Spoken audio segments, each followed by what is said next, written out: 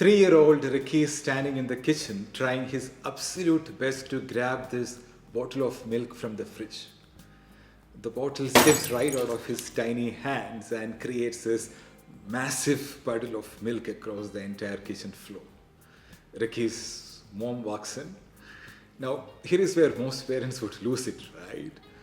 But Ricky's mom, she looks at this disaster and says the most incredible thing. She says, "Ricky, what a wonderful mess you have made. I've never seen such a huge puddle of milk." So instead of punishment, she says, "Anyway, the damage is done. Do you want to play it in for some time here before we clean up?" And guess what? They did. They literally played in spilled milk. But then she says, "You know what, Ricky? Every mess, eventually needs cleaning, right? So how should we do it? Sponge, towel, mop, what do you want to take?" So Ricky picks the sponge and they clean together. But here is the game changer.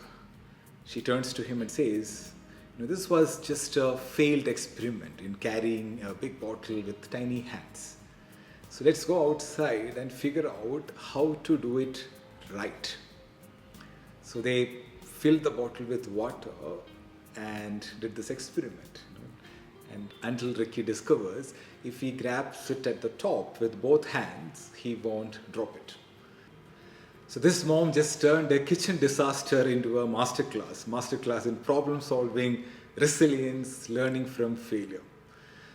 So the mindset shift is, instead of saying, "Don't make mistakes," she taught the little boy that mistakes are experiments that teach us. So Ricky's mom didn't ask, "Why did you drop it?" So she asked, "How can we carry it better next time?" So let's stop asking this question, whose fault is this? Right? Start asking, how do we improve this process next time?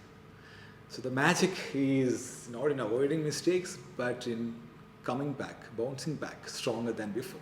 So every failure is just an unfinished experiment. So fail fast, learn more, and win big.